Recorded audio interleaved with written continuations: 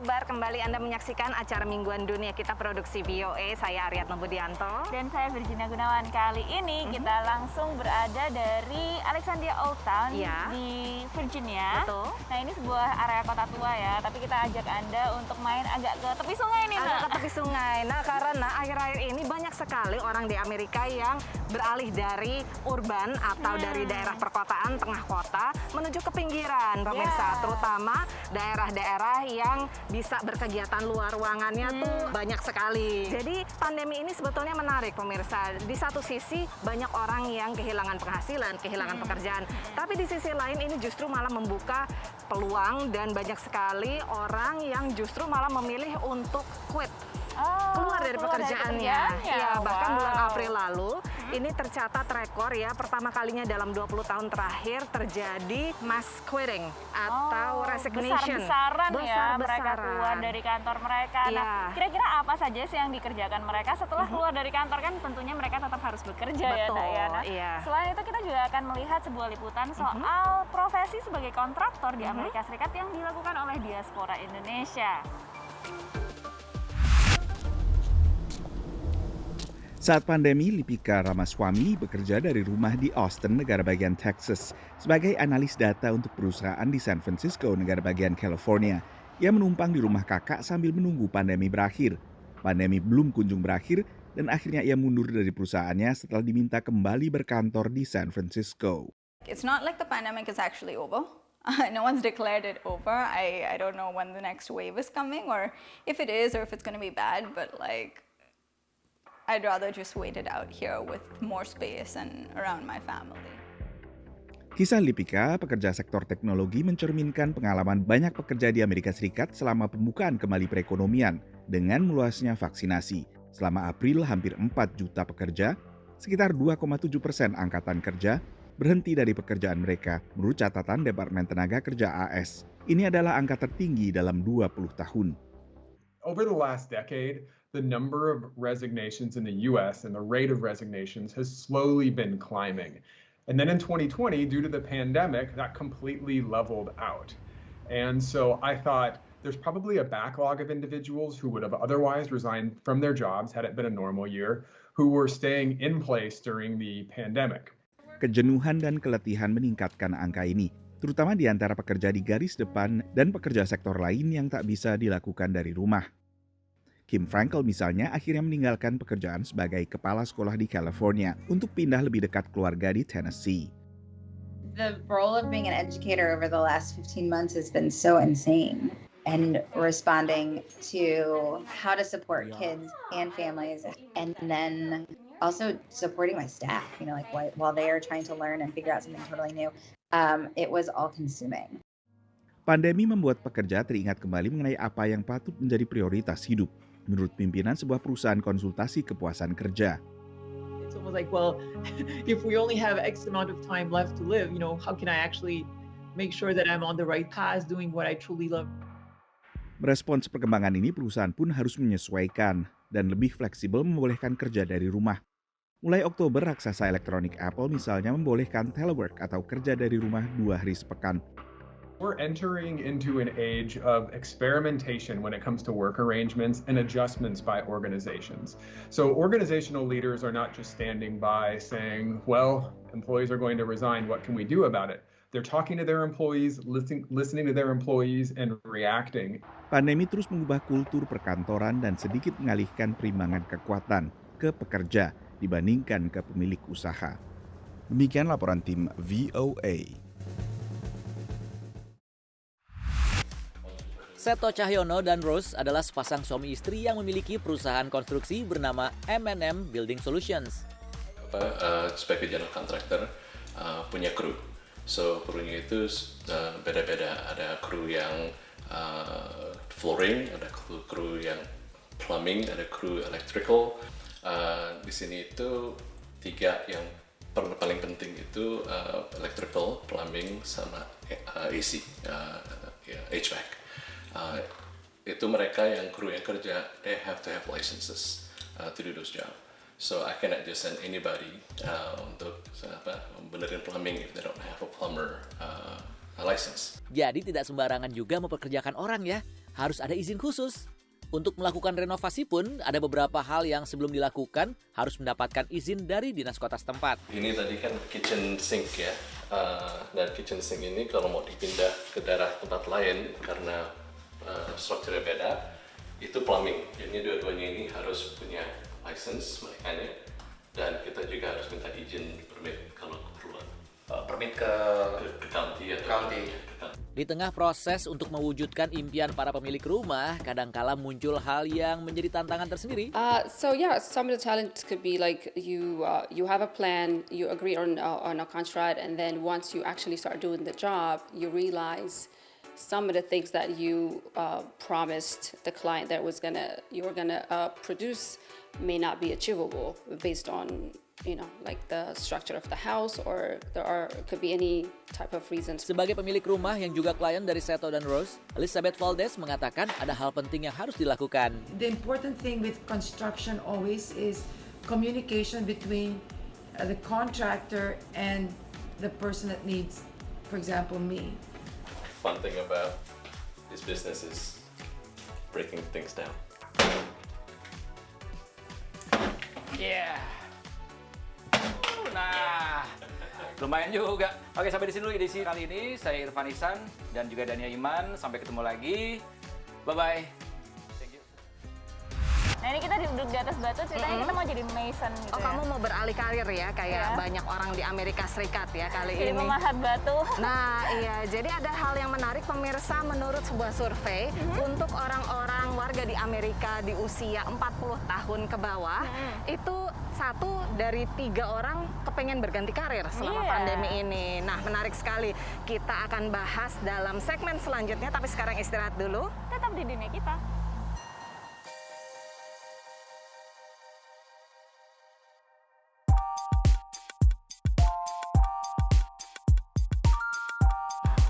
Dalam dunia kita, dan kali ini kita mau jawab pertanyaan langsung dari Parepare, Sulawesi Selatan. Halo.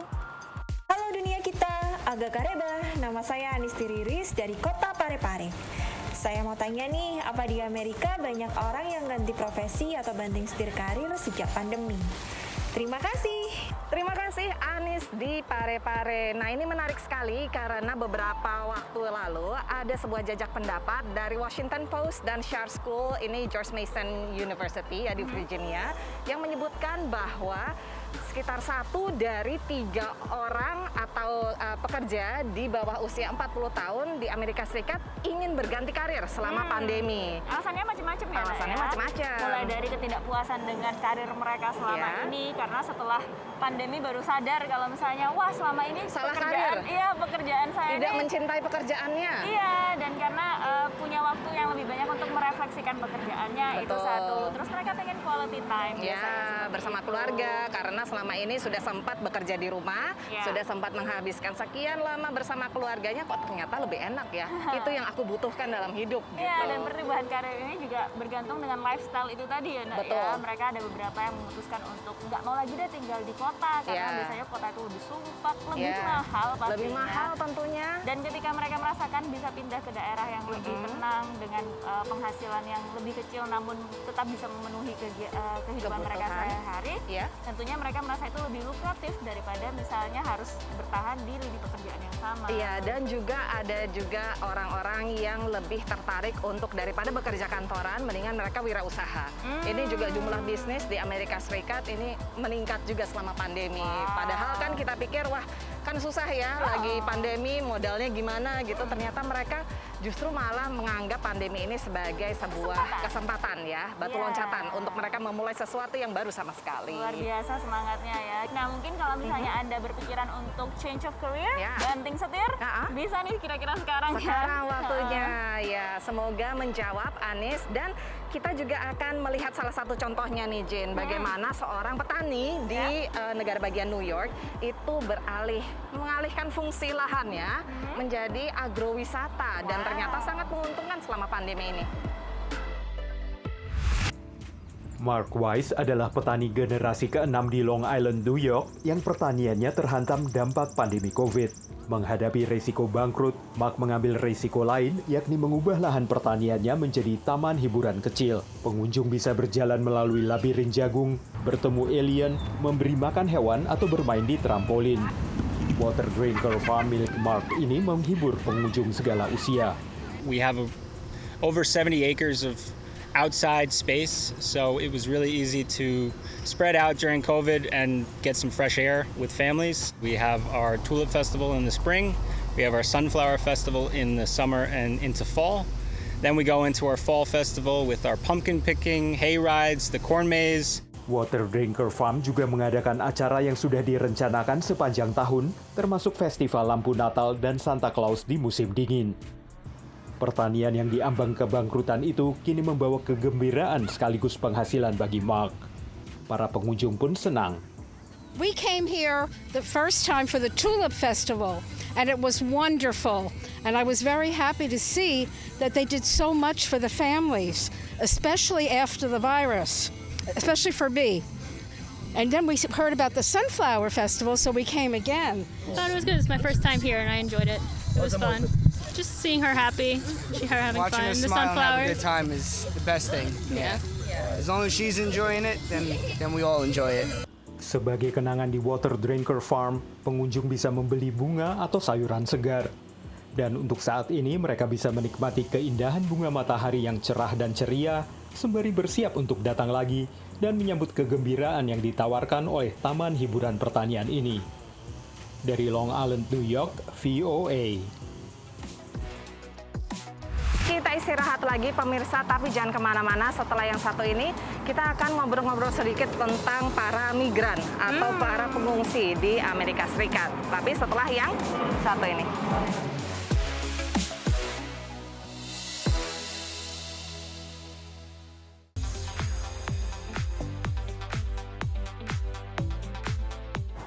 Dalam program Dunia Kita dan kami masih membahas soal imigran di Amerika Serikat itu kiprah mereka apa aja sih. Tapi kalau misalnya kita lihat selama sepekan terakhir ini ya Nak ya, memang kita melihat banyaknya berita-berita dari Afghanistan, saudara-saudara kita yang ada di sana itu sekarang lagi kesulitan karena beberapa dari mereka ingin keluar dari Afghanistan. Ya, nah ini dialami oleh sebuah keluarga berasal dari Lebanon yang melarikan diri dari Lebanon saat tahun 1980-an. Di situ saat itu sedang ada konflik di sana, ke Amerika Serikat dan memulai kehidupan baru sehingga kali ini bisa menjadi miliuner, jutawan. Enak juga tuh jadi orang kaya. Tapi kalau kita ngomong soal prestasi para imigran di Amerika Serikat itu juga tak kalah fantastisnya ya, karena kalau kita ingat barusan saja ada pagelaran olahraga terbesar di dunia, Olimpiade Tokyo. Ya, dan salah satu peraih medali emasnya adalah seorang imigran. Kita saksikan liputannya. Rosie Khalif kini konsultan bisnis dan pengusaha sukses. Tapi masa kecilnya penuh cobaan. Ia dan keluarganya bermigrasi ke Amerika Serikat dari kecamuk di Lebanon pada pertengahan 1980-an. My mom opened the envelope and it said, "Congratulations, you have won the United States Green Card Lottery." And from that moment, our whole life changed, truly. I mean, there's 4 of us, we all went to college. Many of us had even beyond. My brother's a lawyer, Donna went to Harvard Business School. Mereka tinggal berdempetan di apartemen mungil, tidur di kasur tiup. Tapi itulah yang membuat keluarga ini semakin erat. Immigrant life, right? It was just what you had to do to get by. My dad worked 2 jobs, my mom worked 2 jobs. As soon as my siblings could start working, they started working. Ayah Rosie seniman. Tanpa uang untuk bisa membeli mainan, ia menggunakan tangannya untuk menghibur anak-anak dengan prakarya. Kreativitas itu menginspirasi Rosie dan kakaknya Donna untuk memulai bisnis Surprise Ride. That would give us a break from life. They would teach us things. We would do experiments with him. We realized that kids today are growing up glued to their screens without this creative outlet that we know is so valuable. Setiap bulan pelanggan mendapatkan paket berisi proyek kejutan untuk anak-anak. Gagasan ini masuk dalam seleksi Shark Tank, program televisi di mana pengusaha berkesempatan mendapat investor. Tapi Rosie dan Donna urung mengambil tawaran itu. And we weren't sure if our business was going to survive. We weren't sure if we had the right capital. We didn't have the right advisors. Namun penampilan di TV mendongkrak penjualan. Produk mereka laku hingga $500,000 dalam 1 pekan saja. Setelah mendapat investor, Surprise Ride mulai merambah toko-toko. Tahun 2021, kakak beradik ini memutuskan menjual bisnis beromset jutaan dolar tersebut. We feel a sense of responsibility to give back and to women founders, to immigrants, because I think they also don't quite know what is needed to raise capital and to grow their businesses. Donna dan Rosie membantu pengusaha perempuan, terutama imigran, menyusun presentasi untuk investor dan melayani pelanggan via telepon. Mereka juga bekerja untuk organisasi nirlaba yang membantu pengusaha baru mengarungi dunia bisnis. Dari McLean, Virginia, VOA.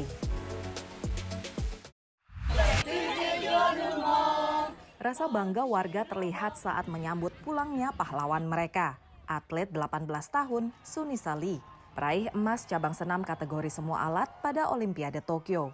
She's our Hmong Mulan. She brought honor to us all, so we are extremely proud of her. Menurut perkiraan Midwest Gymnastics Center di Lille, Canada, Minnesota, tempat Sunisa berlatih, butuh sekitar $100,000 untuk menempa seorang atlet kaliber Olimpiade. Ini mencakup latihan dan perjalanan ke berbagai kompetisi nasional dan internasional. You know, the biggest thing about raising somebody to this level is you got to spend a lot of time and a lot of money because it's expensive. Yeah, a lot of sacrifice. Nobody expects her to go to the Olympic, but I think people not only do they see the potential, but I think because I believe in her, my wife believes in her, and our friends, they believe in us, saying that okay, if John is pushing her and he needs help, we help him. Suku Hmong berasal dari kawasan pegunungan di Vietnam, Laos, dan Thailand. Mereka yang mengungsi dari Laos ke Amerika Serikat pasca Perang Vietnam, miskin dan tidak punya apa-apa. Tapi mereka punya bekal tradisi saling membantu yang sangat kuat. Because of that, when for example, John Huan Lee and his wife need some financial assistance, so the Hmong community help them. That's why we can live together and we can promote progress in our society. Maraknya kekerasan dan sentimen terhadap warga Asia di Amerika selama pandemi mengungkit sanksi, bisakah hidup harmonis dalam perbedaan ras? Tapi Dr. Dao yakin prestasi Sunisa bisa menjembatani ketegangan itu. And when she received the gold medal, the world started to respect not only the Hmong, but all the Asian. Sunisa Lee's win, it's a win to all America in the United States. It's a win to Minnesota. It's a win to the east side of St. Paul. It's a win to the Hmong community. Dari St. Paul, Minnesota, VOA. Nggak kerasa sudah setengah jam kami menemani Anda dalam dunia kita. Tapi kalau misalnya Anda mau melihat lagi dunia kita episode ini atau sebelumnya atau juga liputan VOA yang lain, bisa juga ya Jen ya. Langsung kunjungi www.voaindonesia.com atau di channel YouTube kami VOA Indonesia. Dan kami nantikan juga Anda untuk jadi sahabat kami di media sosial. Ada Twitter, ada Instagram dengan kata kunci VOA Indonesia. Jangan lupa juga pertanyaan Anda kami tunggu. Bisa lewat DM di Instagram account VOA Indonesia maupun kami berdua, dan kami tunggu nanti ada dapat souvenir ya Naya? Ya, seperti Anis tadi di Pare-Pare. Kalau gitu kami undur diri dulu. Saya Aryatna Budianto dan saya Virginia Gunawan. Dadah.